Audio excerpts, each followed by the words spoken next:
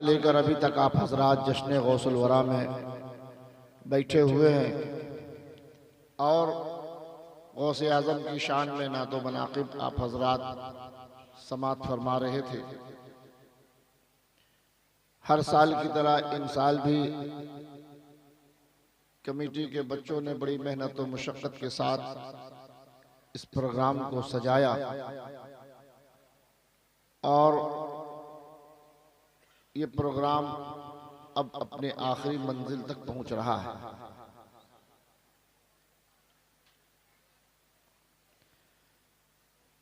चूँकि गौसे आज़म का महीना ये चल रहा है और उन्हीं के नाम से ये कॉन्फ्रेंस मुसलसल कई सालों से होती आ रही है और इंशाअल्लाह होती रहेगी। जनाब अब्बास नूरी साहब, जनाब महबूब कैसर साहब और दीगर शोरा ने आपको नातो मनाक़िब सुनाया। मेरे मोबाइल में भी एक गौसे आज़म की शान में मनक़बत लिखी हुई है। ज़बाने सिर्फ छेड़ा था तराना गौसे आज़म का, ज़बाने सिर्फ छेड़ा था तराना गौसे आज़म का, नज़र के सामने था आस्ताना गौसे आज़म का, नज़र के सामने था आस्ताना गौसे आज़म का। और कभी कश्ती तैरा देना, कभी कश्ती तैरा देना, कभी मुर्दे जिला देना, कभी कश्ती तैरा देना, कभी मुर्दे जिला देना।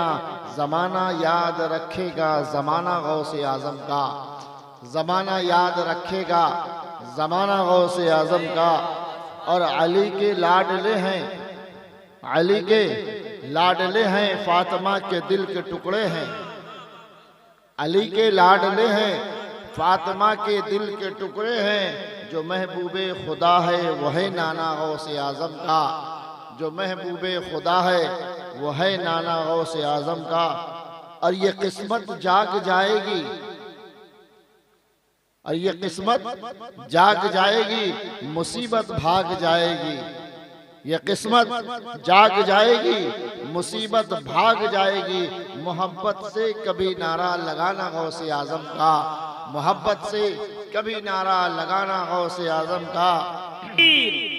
नारे रिसालत फैज़ाने गौसे आज़म।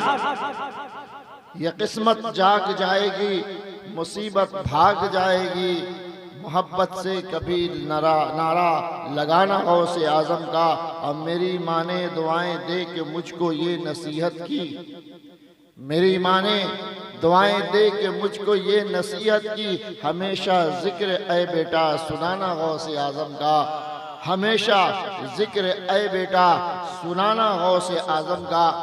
बहुत सामीन किराम, शाम से बैठे बैठे आप हजरात थक चुके हैं और आपसे ज़्यादा मैं थका हुआ हूँ, चूँकि एक प्रोग्राम मैं बारी पता से करके आया हूँ।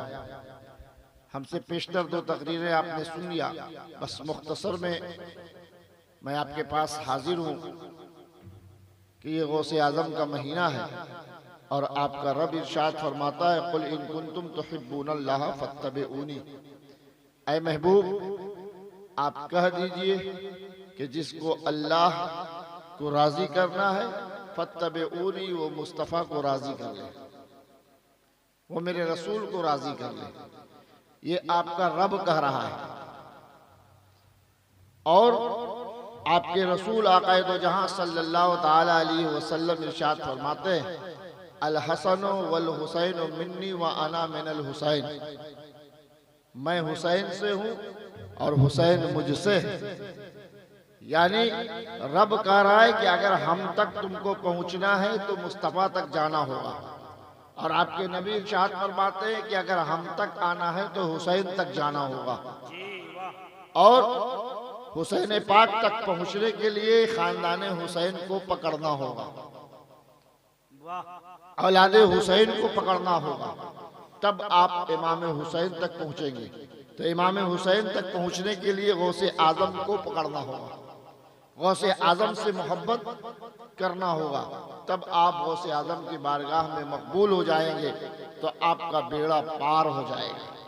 गौसे आजम रजी अल्लाह ताला अन्हु वो गौसे आजम है जिनके बारे में उलमा फुक़हा तमाम ने एक होकर गौसे आजम को तमाम उलूम फुनून हासिल करने वाला गौसे आजम को मुजद्दिद कहा। और ये वो गौसे आजम है जिन्होंने खुद भी कहा कि मैं नबी के दीन के सारे उलूम को हासिल कर चुका हूं और तक़वा व तहारत के उस आखिरी मंजिल तक गौसे आजम पहुंचे हुए हैं कि आपने ऐलान कर दिया कदमी हाज़िही अला रक़बत कुल्ली वली अल्लाह, कि मेरा कदम तमाम औलिया अल्लाह के कांधे पर है। गौसे आजम की शान आप उलमाए किराम के ज़बानी सुनते होंगे। जब गौसे आजम का जमाना गुजर गया तो चंद लोग आपस में बैठे हुए थे और चंद लोगों ने सवाल किया हजरत खिज़्र अलैहिस्सलाम से। क्या सवाल किया कि गौसे आजम रज़ी अल्लाह ताला अन्हु की शान क्या है, उनका मकाम क्या है। तो हजरत खिज़्र अलैहिस्सलाम गौसे आजम की शान बताते हैं, जरा सुनो। हजरत खिज़्र अलैहिस्सलाम इरशाद फरमाते कि मैं रात की तारीकी में पहाड़ों के नजदीक से गुजर रहा था। अचानक मैंने देखा पहाड़ के दामन में एक शख्स कंबल ओढ़कर सोया हुआ है और आसमान से एक नूर उसके चेहरे पर पड़ रहा है। हजरत खिज़्र अलैहिस्सलाम उस शख्स को देखकर रुक गए और सोचने लगे ये कौन इंसान है जो इस जंगल में अकेले पहाड़ के दामन में सोया हुआ है। हजरत खिज़्र अलैहिस्सलाम ने सोचा कि इसको उठाकर इसका पता किया जाए ये कौन है, किस काम से इस जंगल में आया था। हजरत खिज़्र अलैहिस्सलाम ने उसके चेहरे पे से कंबल उठाया और कहा कि उठ जाओ, फजर की अजान होने वाली है, नमाज पढ़ लो। जिसके शख्स चेहरे पर से कंबल उठाया हजरत खिज़्र ने, उसने एक नजर हजरत खिज़्र अलैहिस्सलाम को देखा और कहा कि मैं अभी अल्लाह से बातें कर रहा हूं, और फिर वो कहकर कंबल से अपने चेहरे को छुपा लिया। दोबारा फिर हजरत खिज़्र अलैहिस्सलाम ने कंबल को हटाया, उस शख्स ने फिर यही जवाब दिया अभी मैं अल्लाह से बातें कर रहा हूं, और फिर चेहरे को छुपा लिया। तीसरी बार जब हजरत खिज़्र अलैहिस्सलाम ने उठाया और कहा उठो फजर की नमाज का वक्त होने वाला है, तो उसने फिर तीसरी बार यही जवाब दिया कि अभी मैं अल्लाह से बातें कर रहा हूं। हजरत खिज़्र अलैहिस्सलाम ने कहा कि अगर तुम नहीं उठोगे तो सुबह होने वाली है, ये रास्ते चालू हो जाएंगे, लोगों का आना जाना शुरू हो जाएगा, और इस रास्ते से जब लोग जाने लगेंगे तो मैं इस रास्ते से हर एक इंसान के गुजरने वाले को बता दूंगा कि ये अल्लाह का वली है। तो मैं तुम्हारी पहचान करा दूंगा कि ये अल्लाह का वली है। बस जितने सारे लोग हैं वो सब के सब तुम्हारे पीछे पड़ जाएंगे। कोई तुमसे दुआओं की अर्जी लगाएगा, कोई तुमसे बेटा की अर्जी लगाएगा, कोई नौकरी की अर्जी लगाएगा, कोई परेशानी की अर्जी लगाएगा, और तुम हजारों लोगों के बीच में घिर जाओगे, फिर तुम्हारा चलना मुश्किल हो जाएगा। जैसे ही हजरत खिज़्र अलैहिस्सलाम ने कहा कि मैं पहचान करवा दूंगा कि तुम अल्लाह के वली हो, वो शख्स खड़ा हो गया। वो शख्स खड़ा हो गया और उसने कहा कि खिज़्र अलैहिस्सलाम अगर आप बता दोगे दुनिया वालों को कि मैं अल्लाह का वली हूं, तो मैं दुनिया वालों को बता दूंगा कि ये हजरत खिज़्र अलैहिस्सलाम है। अगर हजारों लोग मेरे पीछे चलेंगे तो लाखों लोग आपको भी पकड़ लेंगे और आपका भी चलना मुश्किल हो जाएगा।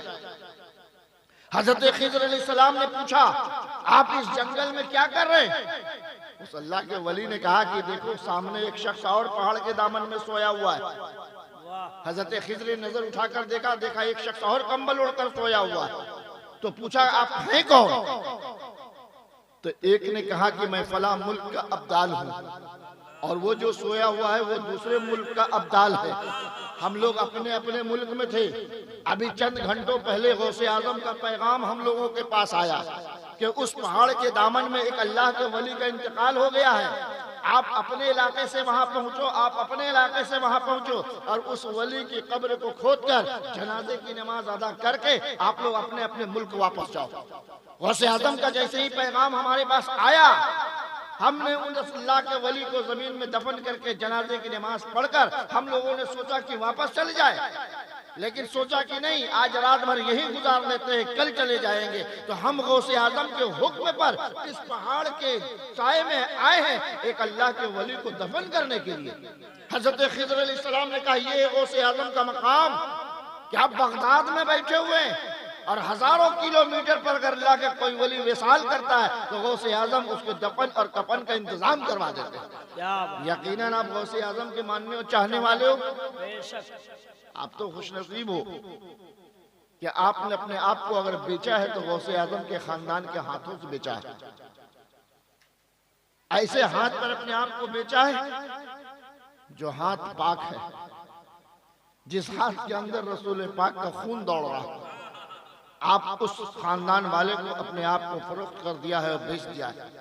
लेकिन इस बात को आप याद रखें कि गौसे आजम की मोहब्बत, खानदान गौसे आजम की मोहब्बत, अहले बैत की मोहब्बत ही जन्नत में जाने की जमानत है। आप हजारों इबादतें कर लो, दिन रात आप तस्बीह पढ़ो, आप दिन रात कुरान की तिलावत में गुजार दो, नमाजें अदा करते रहो, लेकिन अगर आपके दिल में अहले बैत की मोहब्बत ना होगी तो फिर वो इबादत बेकार हो जाएगी। अल्लाह के रसूल सल्लल्लाहु अलैहि वसल्लम ने इरशाद फरमाया कि मेरा उम्मती हश्र के मैदान में अगर किसी खता की बुनियाद पर जहन्नम में चला जाएगा, मिसाल के तौर पर अगर उसने रोजा नहीं रखा, नमाज नहीं पढ़ा, और नमाज न पढ़ने की जो सजा है अल्लाह अगर उसको माफ न किया तो वो जहन्नम में नमाज न पढ़ने की उतनी सजा काट लेगा। लेकिन अगर उसके दिल में मेरी मोहब्बत एक जर्रा बराबर भी होगी तो सजा काटने के बाद वो जहन्नम से निकाला जाएगा और जन्नत में पहुंचा दिया जाएगा, सिर्फ मेरी मोहब्बत की वजह से। आप गौसे आजम के नाम पर इतना बड़ा जलसा सजाया, शाम से लेकर अभी तक आप बैठे हुए हैं, यकीनन ये गौसे आजम से मोहब्बत का सबूत है।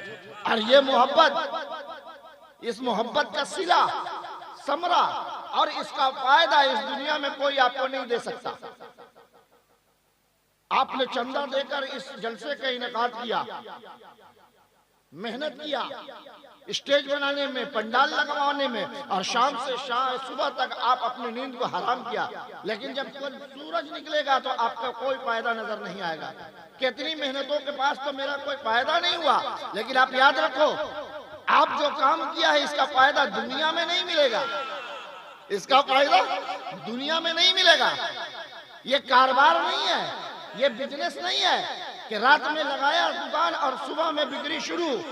इस दुकान का मतलब ये है कि आज आपने जो भी मेहनतें की हैं इसका फल, इसका समरा और इसका फायदा कल हश्र के मैदान में आपको मिलेगा। जब गौसे आजम आवाज लगाएंगे कि सास पूरा के मुसलमानों इधर आओ, वाह, आप जब दौड़ कर आएंगे तो कहेंगे गौसे आजम के अब तुझे इनाम मिलेगा, अब तुझे फायदा पहुंचेगा। तू बरसों बरस तक मेरी याद में तूने जलसा सजाया, अपने हलाल कमाई का पैसा इकट्ठा करके तुमने लाइट वाले को दिया, माइक वाले को दिया, उलमा को दिया, शोरा को दिया, खाने पीने पर खर्च किया, दुनिया में इसका बदला न मिला। आज अब्दुल कादिर तेरे सामने खड़ा, बोल क्या चाहता है, क्या चाहता है?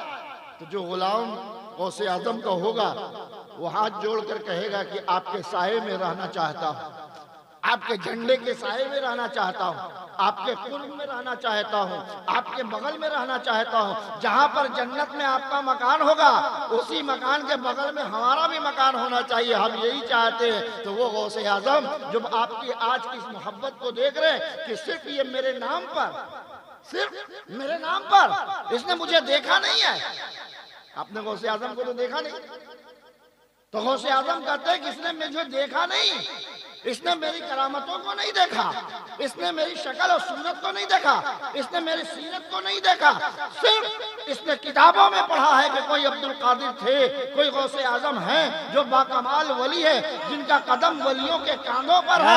तो गौसे आजम से भी मोहब्बत तुम करने लगे हो, मेरी औलाद से भी तुम मोहब्बत करने लगे हो। आज अब्दुल कादिर अपने घर के बगल में तुम्हारा घर बनवाएगा जन्नत के अंदर।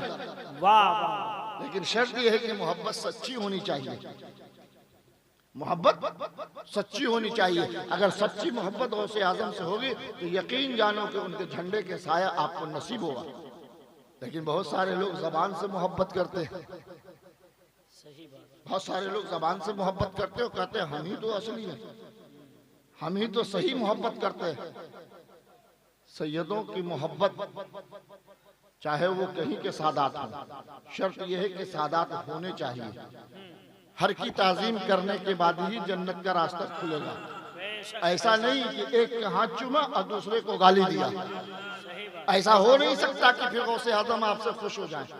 एक बेटे को गाली दिया, दूसरे को सीने से लगाया, गौसे आजम कहेंगे ऐसे इंसान की जरूरत हमारे पास नहीं, तुम मतलबी है, तुम मतलबी है, तो दुनियादार है, तो दुनिया वालों को दिखाने के लिए मोहब्बत करता था मेरी औलादों से। सच्चाई और हकीकत तो यही है कि मेरी औलादों का बग़्ज़ तो अपने सीने के अंदर पाल कर रखा था। सही बात।